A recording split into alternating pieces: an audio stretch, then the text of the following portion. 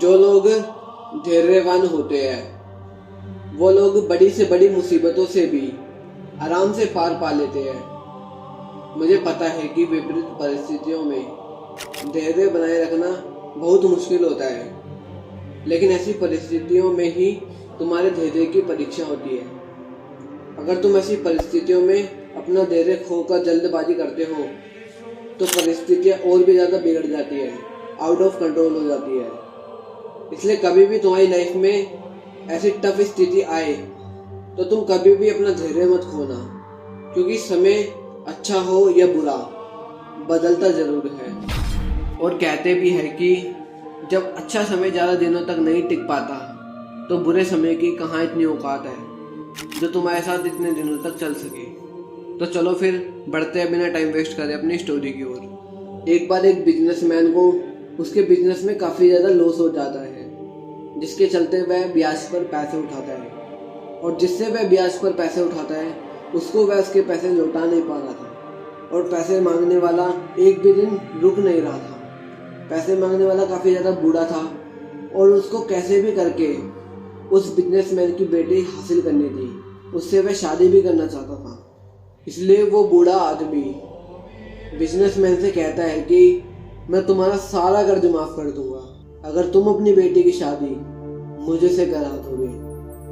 Businessman उसकी इस बात पर सीधा मना कर देता है। तो फिर वो बूढ़ा आदमी बिजनेसमैन के सामने एक ऑफर रखता है और कहता है कि चलो फिर एक गेम खेलते हैं। उस गेम में मैं एक छोटी सी पोटली में 2 पत्थर डालूंगा, जिसमें से एक पत्थर वाइट होगा और दूसरा ब्लैक।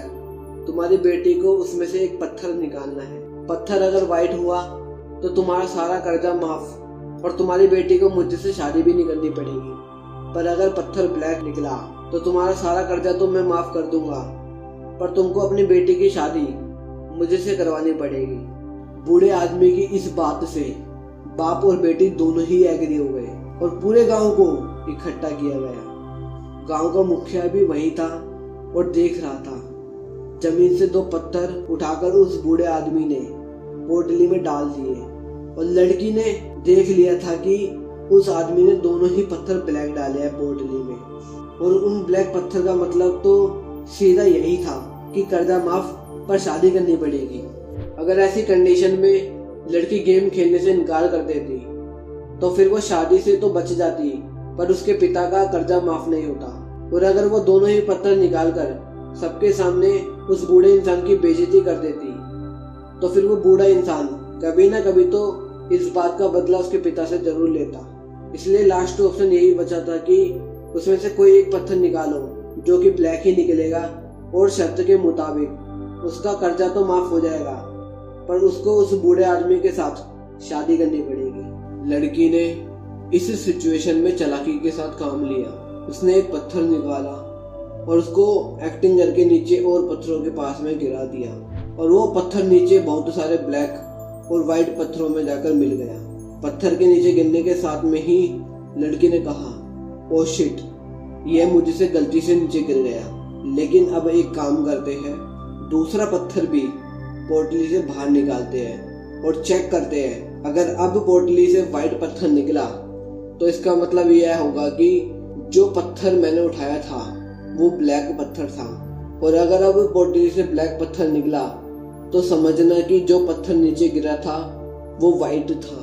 वो बूढ़ा आदमी वहीं पर ही फंस गया, क्योंकि अब की बार पोटली में से जो पत्थर निकला था वो ब्लैक था, यानी पहले जो पोटली से नीचे पत्थर गिरा था वो वाइट था। इस घटना को पूरा गांव देख रहा था, और साथ ही में गांव का मुखिया भी। अब कर्जा माफ हो चुका था, और साथ ही में अब उसकी बेटी को भी उस बूढ़े आदमी के साथ शादी भी नहीं करनी थी, क्योंकि जो पत्थर लड़की से नीचे गिरा था वो वाइट था। इस कहानी का सार यही है कि किसी भी तरह की परिस्थिति में कैसे अपना धैर्य बनाए रखें, कैसे अपने मन को शांत करके, कैसे टफ सिचुएशन में भी चालाकी से दिमाग चलाकर किसी भी तरह की प्रॉब्लम को हल करें। अगली स्टोरी। एक बार बादलों ने हड़ताल कर दी और उन्होंने कहा कि अब हम आने वाले 10 सालों तक पानी नहीं बरसाएंगे। बादलों की यह बात सुनकर सभी किसानों ने अपने अपने औजार, हल आदि चीजें पैक करके रख दिए। लेकिन वहीं एक किसान अपने रोज नियम अनुसार खेतों में हल चला रहा था। उसी समय वहां से कुछ बादल गुजर रहे थे। उन्होंने एक किसान को अपने खेतों में हल चलाते हुए देखा तो वो बादल उस किसान के पास गए और बोले, क्या तुमने सुना नहीं जो हमने कहा? अब हम आने वाले 10 सालों तक पानी की एक बूंद तक नहीं बरसाएंगे, फिर तुम क्यों अपने खेतों में हल चला रहे हो? किसान बोला, कोई बात नहीं बादल, जब तुम बरसोगे तब बरसोगे। मुझे तो इस बात का डर है कि कहीं मैं इन 10 सालों में हल चलाना ना भूल जाऊं। अब उस किसान की बात सुनकर वो बादल भी घबरा गए और वो तुरंत ही घबराकर बरसने लगे। ऐसे उस किसान की मेहनत जीत गई और जिन किसानों ने अपने औजार पैक करके रख दिए थे वो सिर्फ अपने हाथ ही मलते रह गए।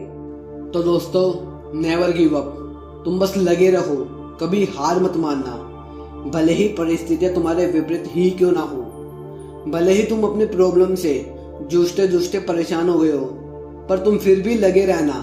देखना, एक दिन तुम जरूर सफल हो जाओगे अपने काम में।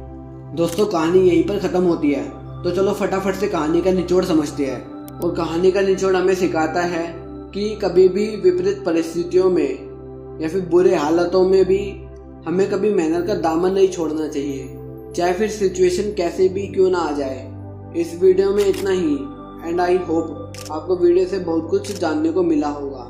ऐसी और भी वीडियो देखने के लिए और मुझे सपोर्ट करने के लिए चैनल को सब्सक्राइब करके बेल आइकन को प्रेस कर दीजिए।